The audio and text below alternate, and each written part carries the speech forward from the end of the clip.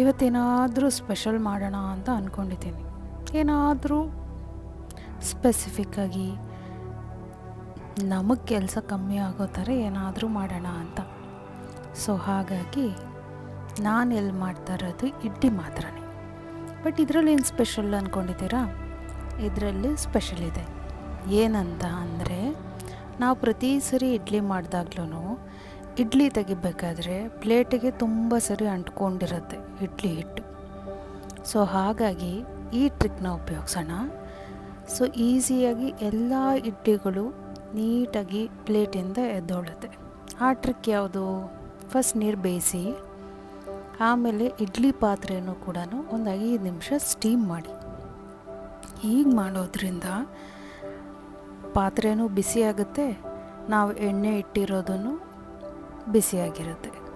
So ಮತ್ತೆ ಆ ಪಾತ್ರೆನ ತಗೊಂಡು ಆ ಗ್ರೀಸ್ ಆಗಿರೋ ಪಾತ್ರೆಗೆ ನಮ್ಮ ಇಡ್ಲಿ ಬ್ಯಾಟರ್ನ ಒಂದೊಂದೇ ಹಾಕೋಣ. ಈ ಥರ ಹಾಕೋದ್ರಿಂದ ಇಡ್ಲಿ ಯಾವ ತಟ್ಟೆಗೂ ಅಂಟ್ಕೊಳ್ಳಲ್ಲ, ಈಸಿಯಾಗಿ ಬರುತ್ತೆ.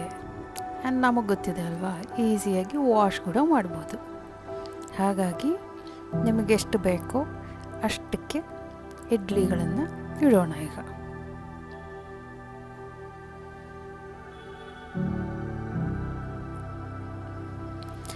ಈ ಥರ ಮಾಡಿದರೆ ನಾನು ಹೇಳ್ತೀನಿ, ಪಕ್ಕಾ ಟ್ರೈ ಮಾಡಿ, ನಿಮಗೂ ಯೂಸ್ಫುಲ್ ಅಂತ ಅನಿಸುತ್ತೆ. ಸೊ ನಾನು ಈ ಥರ ಇಟ್ಟ ಇಡ್ಲಿನ ಮಿನಿಮಮ್ ಅಂದರೂ 12ರಿಂದ 15 ನಿಮಿಷ ಬೇಯಿಸೋದು. ಸೊ ನಾನು ಬೇಯಕ್ಕಿಡ್ತಾ ಇದ್ದೀನಿ ಇವಾಗ. ಸೊ ಇದು ಬೆಂದ ಮೇಲೆ ನಾನು ತೋರಿಸ್ತೀನಿ ಹೇಗೆ ಇಡ್ಲಿಗಳು ತಟ್ಟೆಯಿಂದ ಎದ್ದೊಳ್ತವೆ ಅಂತ.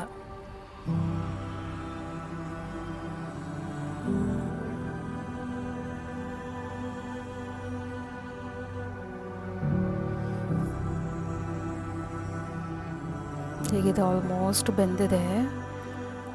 15 ನಿಮಿಷ ಇಟ್ಟಿದ್ದೆ ನಾನು.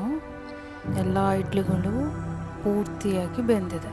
ಸೊ ಈಗ ನೋಡಿ, ಹೀಗೆ ಜಸ್ಟ್ ಒಂದು ಸ್ಪೂನಲ್ಲಿ ಹಿಂಗೆ ಅಂದ್ರೇ ಸಾಕು, ಅದು ಕ್ಲೀನಾಗಿ ಎದ್ದೊಳುತ್ತೆ. ಹಾಗೆ ತಟ್ಟೆಯಲ್ಲೂ ನೋಡಿ, ಸಂಪೂರ್ಣವಾಗಿ ಬ್ಯಾಟರ್ ಇಲ್ಲದೇ